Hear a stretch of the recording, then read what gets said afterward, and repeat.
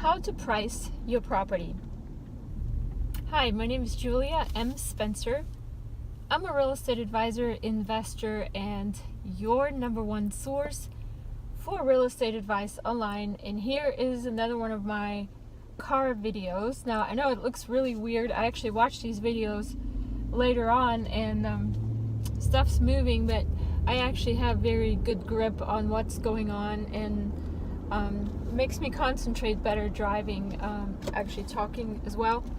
And I wanted to make this video to teach you one little tip on how to price properties. A lot of you guys ask me, when you purchase these tax sale foreclosures, what do you sell them for? I mean, what are they actually worth? I mean, do you have to go to a realtor to get them priced? Of course, then if a realtor is going to run the comps, they're going to want to list it. They want a commission. So how do you get like a little bit of a ballpark of how much a property is actually worth? And I kind of ran into a person today. In fact, I was actually at one of my duplexes, 4 units actually, that I bought, 2 buildings, a little bit over a year ago, right here in Savannah, Georgia. And I was just looking around, trying to think, counting the windows, trying to figure out how much it would cost me to remodel it. And I kind of already got a little bit of an estimate. The one duplex that I was specifically looking at today, the tax assessor says it's worth $144,000.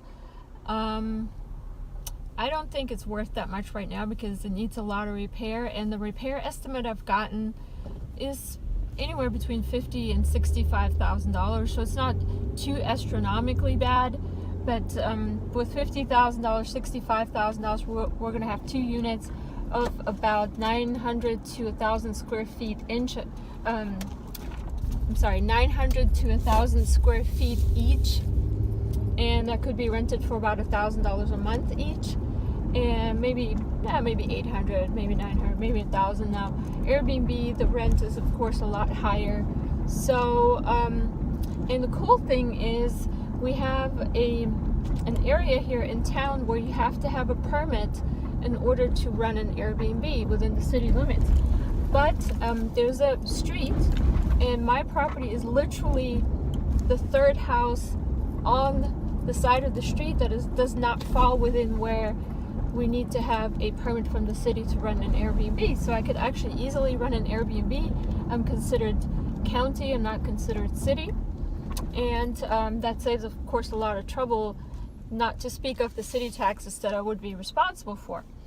But to not go off on that tangent, basically, I was sitting there and I'm like, well, I could make it into an Airbnb, but I could actually just sell it and use the profit as a down payment for an even nicer home. Kind of basically diversify and use that money from selling this property as leverage on maybe 2 other ones, which would actually help me out in the long run, because really what I'm trying to do is build income property for life. So I'm sitting at the house, I'm thinking and I'm debating, and I can see some of the things going on outside the house today. And there was basically another house right across from me, which is also a duplex, and there on one side lives a handicapped man, and on the other side I don't know who lives there, but he's frequently sitting out on the front porch because he's obviously handicapped in the wheelchair, and he kind of just watches the street. And I've talked to him before. I gave him my number, I chatted with him. Every time I come, I wave to him. He's a really nice guy. And it happened to be that when I got there to the property today, a white van pulled up, and the guy came out, looked like, in clothing that you normally would wear to do construction work.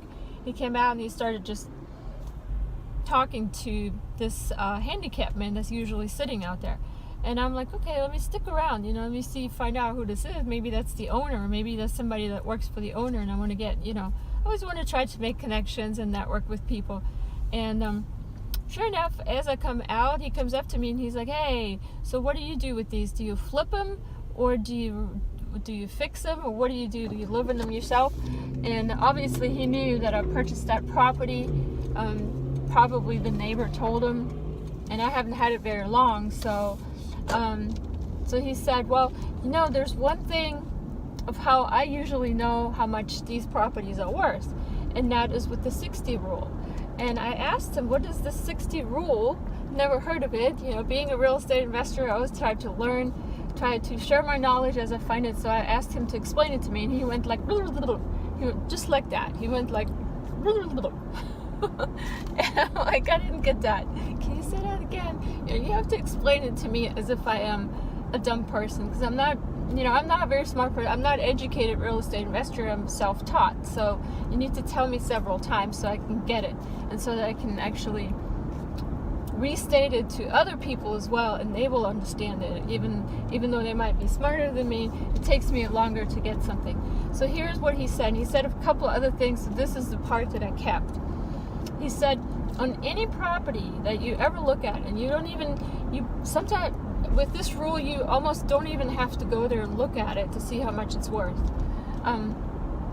You basically estimate how much rent do you get on a property, and add that together if it's like a duplex with 2 units, and then multiply that times 60, and that is the value of the property. Now, if you have to do any kind of rehab to rehab it, subtract the rehab estimate from that, and that's the price that property is worth right that moment prior to rehab. So I'm like, I make YouTube videos. I should check this out. So I ran this calculation, very simple calculation, across all my rentals, and we're talking about rental income on the long-term rental basis, not Airbnb. That's a whole nother ball game. We all know that vacation rentals make 3 to 4 times as much in rental income, but regular income. So I took my house downtown right here in Savannah on 37th Street. And I was like, well, I never quite figured out how much it was worth. The tax assessor says it's worth $50,000.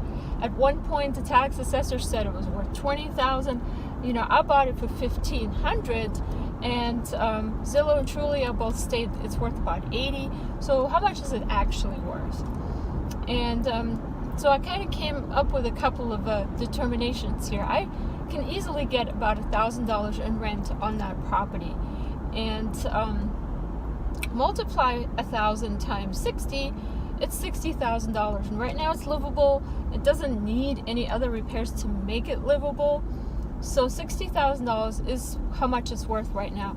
Might add a little bit of a premium because of the location, but that's actually pretty accurate. I was thinking that's pretty accurate right now. So use that calculation on your properties and see what you can come up with. Like I said, I ran it on this one. This one was an easy calculation because $1,000 is an easy number. And it might not hold true in some areas. I don't know, this person, he's not a real estate expert. He did say to me, though, that his mom owns a lot of properties, and we have some bass going on here. So his mom owns all the properties, and he's just the maintenance guy, is the son. So, and they also own a car lot where they sell cars for 30% interest, some weird thing like that. I don't know, he was telling me some weird stuff. And he basically, that's kind of like the calculation that he came up with. I don't know if it holds true for everything. Like I said, why don't you guys, if you would, run that calculation in your head on some of the properties that you own, and just let me know. Give me some feedback. Is it a good number? Can we use that calculation? Is that accurate? I mean, it was accurate on my house right here downtown, but I know for a fact it's not going to hold true on the nicer properties I have on the island, because that would be way undervalued, and I know they're worth way more than the rent is that I'm making on them. And so anyways, let me know what you think. My website below at this video. Make sure you subscribe there for your free guide to real estate investing. And I hope to see you investing very successfully soon. Have a great day. For your free guide to real estate investing, visit juliamspencer.com.